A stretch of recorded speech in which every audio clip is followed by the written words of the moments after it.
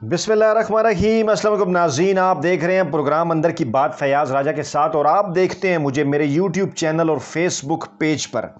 2023 के इंतखाबात में पाकिस्तान तहरीक इंसाफ ना ही नवाज़ लीग, अब बारी होगी मुस्लिम लीग जिन्ना की। नई सियासी जमात की सरबराही कौन करने जा रहा है और अगला वज़ीर-ए-आज़म कौन होगा, नहायत अहम तरीन मालूमात हैं। बड़ी खबर है, ब्रेकिंग न्यूज़ है, क्योंकि इस्लामाबाद शहर इक़्तिदार के अंदर एक नई सियासी जमात बनने की पेशगोई की जा रही है। मुख्तलिफ सियासी माहिरीन की जानिब से, सियासी तजज़ियाकारों की जानिब से ये दावा किया जा रहा है कि अगले आम इंतखाबात में नवाज़ लीग होगी, ना ही पाकिस्तान तहरीक इंसाफ, बल्कि एक नई सियासी जमात पाकिस्तान मुस्लिम लीग जिन्ना होगी। अब सवाल ये पैदा होता है कि ये पाकिस्तान मुस्लिम लीग जिन्ना कौन बनाएगा, इसके अंदर कौन शामिल होंगे और क्या ये इस काबिल होगी, इसके अंदर ऐसे लोग शामिल होंगे कि ये अगला इलेक्शन जीतने की पोजीशन में होगी। और ऐसी सूरत में अगर ये नई सियासी जमात बनती है और इलेक्शन जीत भी जाती है तो पाकिस्तान का अगला वज़ीर-ए-आज़म कौन होगा। ये नाज़रीन एक कंस्पिरेसी थ्योरी समझ लें, साजिशी थ्योरी समझ लें। इस्लामाबाद में बड़ी तेज़ी के साथ ये फैल रही है और अर्ली इलेक्शन के हवाले से भी जो है वो कुछ गुफ्तगू चल रही है। हमने ये सोचा कि इस साजिशी थ्योरी का पोस्टमार्टम करना चाहिए, इसकी तफसीलात आपके सामने रखनी चाहिए। मुख्तलिफ ज़राए से राब्ता करने के बाद जब हमने मालूमात हासिल की तो हमें यह पता चला कि कुछ ज़राए का ये दावा है कि अगले इलेक्शन से पहले, जो कि उन ज़राए के ख्याल में 2022 के आखिर में या 2023 के शुरू में हो सकते हैं, यानी अगले तकरीबन 1 साल से 15 माह के अंदर, उनका यह ख्याल है कि पाकिस्तान तहरीक इंसाफ, नवाज़ लीग और पीपल्स पार्टी के काफ़ी अरकान उनका साथ छोड़ जाएंगे और नए इलेक्शन से पहले एक नई सियासी जमात जो है वो मार्ज़ वजूद में आएगी। उसे इलेक्शन कमीशन के अंदर जो है वो रजिस्टर कराया जाएगा और कुछ बाखबर हलकों का यह भी दावा है कि उसे पाकिस्तान के मुक़्तदर हलकों की हिमायत हासिल होगी और उसमें इन तीनों बड़ी सियासी जमातों के लोग जोग दर जोग शामिल होंगे और उसके बाद फिर वो जमात 2023 के इंतखाबात या 2022 के आखिर में होने वाले इंतखाबात जीतेगी और आइंदा इलेक्शन में कामयाबी के बाद वो अपना वज़ीर-ए-आज़म मुंतखब कराएगी। अब ये जो एक साजिशी या फ़र्ज़ी थ्योरी है, देखते हैं कि हकीकत में ये किस हद तक मुमकिन है। और ये भी कहा जा रहा है कि ये जो जिन्ना मुस्लिम लीग के नाम से मुस्लिम लीग बनेगी, इसका इंतखाबी निशान जीप होगा। और माजी के हवाले से मैं आपको ये बता दूँ कि 2018 के इलेक्शन में बड़ी तादाद में आज़ाद उम्मीदवारों का इंतखाबी निशान जीप था और उस वक्त कई लोगों ने यह दावा किया कि आज़ाद उम्मीदवार बड़ी तादाद में कामयाब होंगे, क्योंकि चौधरी निसार भी आज़ाद इंतखाबात लड़ रहे थे, उनका इंतखाबी निशान भी जीप था। तो लोगों का ख्याल था कि 40 से 50 नशिस्तें जीप हासिल करेगी और जीप फिर जो जिस तरह से चाहेगी उसकी हुकूमत बनेगी और जीप जिस पलड़े में अपना वजन डालेगी वही सियासी जमात हुकूमत बनाने में कामयाब होगी। लेकिन हमने उसी वक्त ही डॉन न्यूज़ के पेजेस पर अपने तज़ियात के अंदर ये बता दिया था कि जीप के हवाले से पेश की जाने वाली थ्योरी बिल्कुल लग़्व और बेबुनियाद है और जीप के निशान पर खड़ा होने वाले आज़ाद उम्मीदवारों का कतन कोई ताल्लुक किसी मुक़्तदर हल्के के साथ नहीं है। ये सिर्फ एक तासुर फैलाया जा रहा है और ना ही जीप के उम्मीदवार जो है वो कामयाब होंगे। और बिल्कुल इसी तरह से हुआ, स्वाय चौधरी निसार का सीट जीतने के बाकी तमाम जो जीप के उम्मीदवार थे वो बुरे तरीके से नाकाम हुए। माजी के अंदर अगर जिक्र किया जाए पाकिस्तान मुस्लिम लीग जिन्ना का तो इसके हवाले से हमें एक तारीख मिलती है, वो तारीख हम आपके सामने रखते हैं। जनाब, मामला कुछ यूँ था कि आपको पता है कायद-ए-आज़म की जो मुस्लिम लीग थी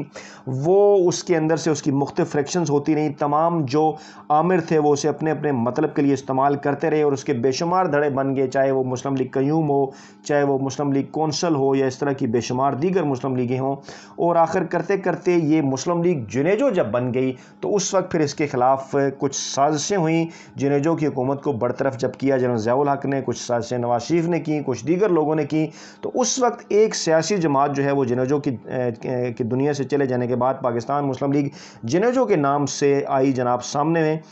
ये बात है जनाब मोहम्मद खान जुनेजो के सियासी मंजरनामे से हट जाने के बाद ये जमात 1995 में मार्ज़ वजूद में आई, पाकिस्तान मुस्लिम लीग जिन्ना। और ये फ्रिक्शन थी पाकिस्तान मुस्लिम लीग जुनेजो की। पाकिस्तान मुस्लिम लीग जुनेजो इससे पहले बन चुकी थी, उसमें से उसकी सरबराही जो है वो उस वक्त हामिद नासिर चट्ठा किया करते थे और उनके करीबी साथी मंजूर वट्टू ने अलहदा होकर पाकिस्तान मुस्लिम लीग जिन्ना बनाई। और उसके बाद फिर ये पाकिस्तान मुस्लिम लीग जिन्ना जो है 2004 में मुस्लिम लीग काफ के अंदर जम होगी और इसके साथ साथ पाकिस्तान मुस्लिम लीग जुनेजो भी जो है वो मुस्लिम लीग काफ के अंदर जम होगी, क्योंकि उस वक्त जितनी भी मुस्लिम लीगें थीं वो मुस्लिम लीग के अंदर जम हुई और काफ का लफ्ज़ भी हटाया गया, क्योंकि काफ पहले हम ख्याल हुआ करती थी। اور اس کے بعد صرف پاکستان مسلم لیگ نواز کے نام سے الیکشن کمیشن میں ایک سیاسی جماعت جو ہے وہ رجسٹر کرائے گی۔ اب یہ لوگوں کا دعویٰ ہے جس کے اندر لوگ مختلف نام لے رہے ہیں کہ جیسے پاکستان تحریک انصاف کے اندر ایک جہانگیر خان ترین کا گروپ ہے جس کے اختلاف ہیں عثمان بزدار کے حوالے سے، جس کے اختلافات ہیں پاکستان تحریک انصاف کی مرکزی قیادت عمران خان کے حوالے سے، ان کی پالیسیوں کے حوالے سے۔ یہ کہا جا رہا ہے کہ جہانگیر ترین کی سربراہی میں ایک بڑا گروپ جو ہے وہ پاکستان تحریک انصاف سے علیحدہ ہو جائے گا۔ اسی طرح پھر اس بات کے اوپر بھی جو ہے وہ دعوے کیے جا رہے ہیں کہ چودھری نثار کے ایکٹیو ہونے کے بعد ایک مرتبہ پھر سیاست میں اس بات کا امکان ہے کہ مسلم لیگ نواز کے بھی درجن بھر ارکان جو ہیں وہ چودھری نثار کا ساتھ دیں گے، اور مسلم لیگ نواز کا جو مسلم لیگ نواز جو ایک بیانیے کے اندر برے طریقے سے پس رہی ہے، مفاہمت یا مزاحمت کا بیانیہ، ان دونوں بیانیے سے جان چھڑا کر وہ چودھری نثار کے ساتھ اکٹھے ہوں گے اور وہ بھی جو ہے وہ جہانگیر ترین گروپ کے ساتھ ملیں گے۔ اسی طرح یہ دعویٰ بھی کیا جا رہا ہے کہ پاکستان پیپلز پارٹی کے ایسے کینڈیڈیٹ جو کہ ساؤتھ پنجاب کے اندر یا پنجاب کے اندر جن کا کسی نہ کسی حد تک کچھ نہ کچھ ووٹ بینک ہے، لیکن وہ پاکستان پیپلز پارٹی کے ٹکٹ پر جیتنے کی پوزیشن میں نہیں ہے،